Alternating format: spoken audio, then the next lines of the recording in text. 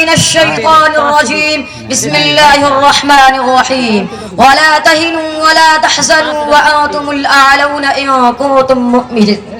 ولا تهنوا ولا تحزنوا وأنتم الأعلون إن كنتم مؤمنين صدق الله العظيم.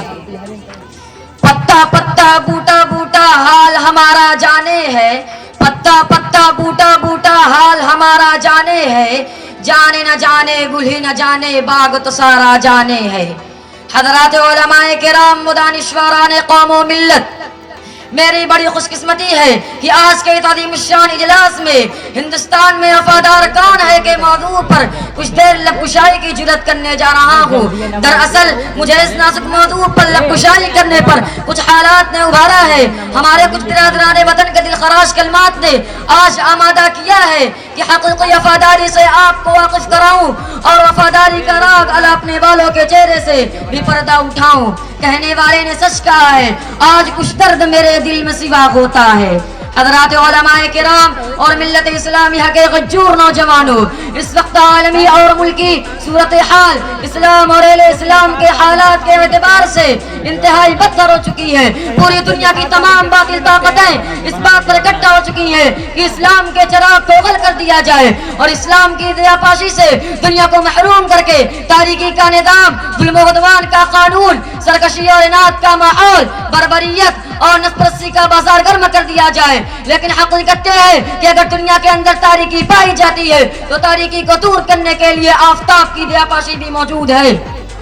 اگر ظلم و عدوان کی باد سموم چلتی ہے تو اس کو فروغ کرنے کے لیے رحمت کے باد سے امن محبت کا پیغام برستا ہے. تاریخ شاہد ہے کہ اگر دنیا کے اندر جب ظلم اپنی انتہا کو پہنچتا ہے تو اللہ تعالیٰ کی طرف سے اس ظالمانہ ماحول کو تبدیل کرنے کے لیے اور حقانیت کی صدا لگانے کے لیے اور ملت کی ڈوبی ہوئی کشتی کو ساحل پر پہنچانے کے لیے انصاف اور انسانیت کے عالم بردار وجود میں آتے ہیں. کہنے والے نے سچ کہا ہے، جب ظلم گزرتا ہے حد سے قدرت کو جلال آ جاتا ہے. جب ظلم گزرتا ہے حد سے قدرت کو جلال آ جاتا ہے. فرعون کا سر جب اٹھتا ہے موسیٰ کوئی پیدا ہوتا ہے.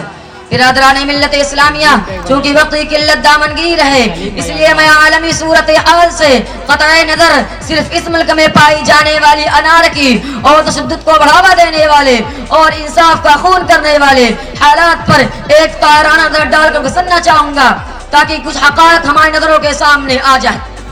ہمارا ملک ہندوستان جس کو ہر دور میں ہم نے اپنے خون جگر سے سینچا ہے، جب بھی ظالموں نے اس ملک کی عزت کو تار تار کرنے کی کوشش کی تو ہم نے سینہ سپر ہو کر اس ملک کی عزت و عظمت اور وقار کی تحفظ کی پاسبانی کے لیے اپنی جان عزیز کو بھی قربان کر دینے سے دریغ نہیں کیا ہے. ٹیپو سلطان شہید کی شہادت کے بعد 1799 عیسوی میں جس وقت انگریزوں نے اعلان کیا تھا کہ آج سے اس ملک کے اندر حکم انگریز کا نافذ ہوگا،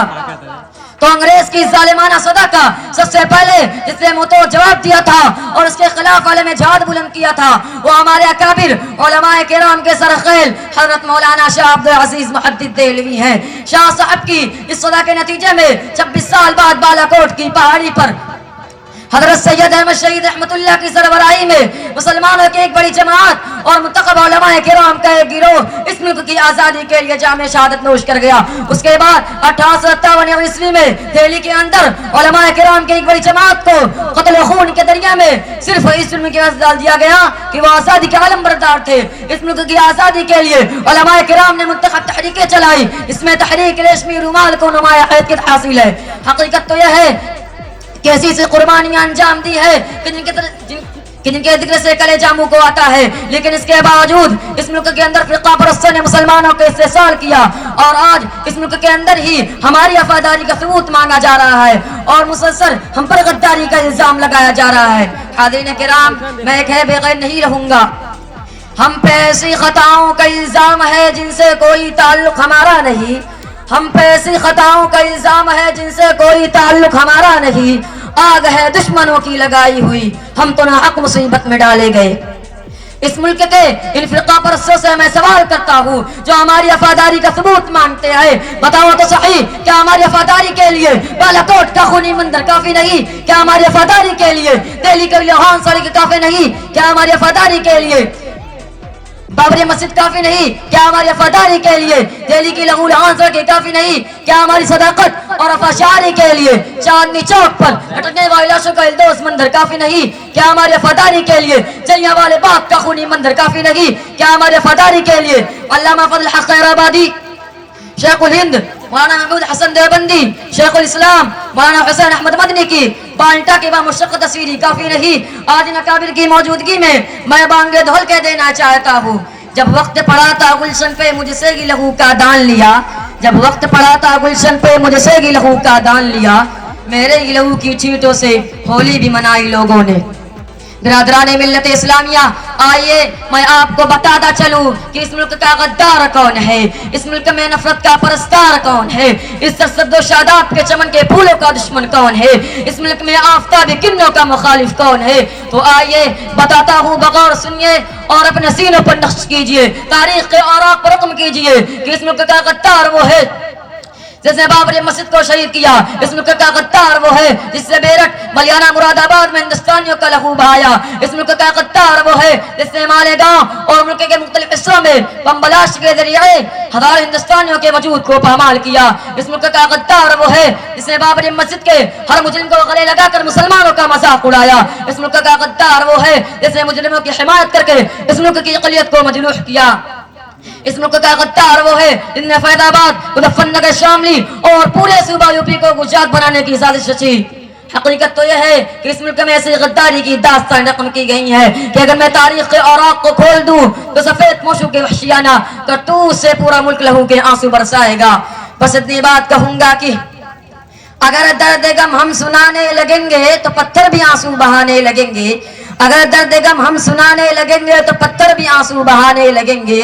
جو انسانیت ظلم میں کھو گئی تو اسے ڈھونڈنے میں زمانے لگیں گے۔ وآخر دعوانا الحمدللہ رب العالمین۔ ماشاءاللہ، بہت خوب۔ یہ تھے ابو حذیفہ سلمہ، جو ابھی ہندوستان میں علماء کرام کے کردار پر، ہندوستان کی آزادی پر بات کر رہے تھے۔ آپ یہ سوچ رہے ہوں گے یہ موضوع اس موقع کے مناسبت سے تو ٹھیک نہیں تھا، لیکن ہمارے نزدیک یہ موضوع بڑا اہم تھا، چونکہ آج کے موجودہ ہندوستان کے اندر جو حالات چل رہے ہیں، جو سیاسی نظام چل رہا ہے، جس میں موجودہ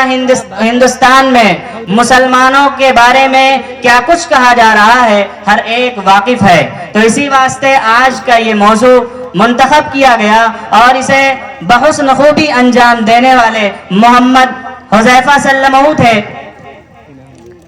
انعام کی رقم ان کے لیے جو آئی ہے میں یہ اعلان کر دینا چاہتا ہوں۔ سہیل پردھان صاحب کی طرف سے 200 روپے، حاجی شاہ نواز کلیکشن کی جانب سے 100 روپے، ابوذر بھائی بمبئی کی جانب سے 500 روپے، ماڈرن بوس ہاؤس کی طرف سے 100 روپے، ماڈرن کلیکشن کی جانب سے 100 روپے،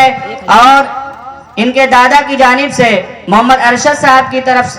حاجی نثار صاحب کی طرف سے 200 روپے، جاوید اختر صاحب کی طرف سے 100 روپے، احتشام صاحب کی جانب سے 100 روپے، اقدس خان لونیا ڈی کی جانب سے 500 روپے، طلحہ جاوید کی جانب سے 100 روپے، ہبا دوپٹہ کی جانب سے 100 روپے، اور ایسے ہی عبدالعزیز کی جانب سے 50 روپے، نیاز احمد صاحب اموڑا کی جانب سے 200 روپے، مولانا حبیب الرحمان روما کی جانب سے 500 روپے، خزیمہ کی جانب سے 100 روپے، زیاد احمد صاحب کی جانب سے 200 روپے، فخر الاسلام صاحب روما کی جانب سے 500 روپے، نوید احمد صاحب کی جانب سے 100 روپے۔ ماشاءاللہ، آپ لوگوں کا یہ حوصلہ دینا کل کے دن ان بچوں کے لیے تاریخ رقم کرے گا۔ ان کے اندر جو حوصلہ اور جو جذبہ پیدا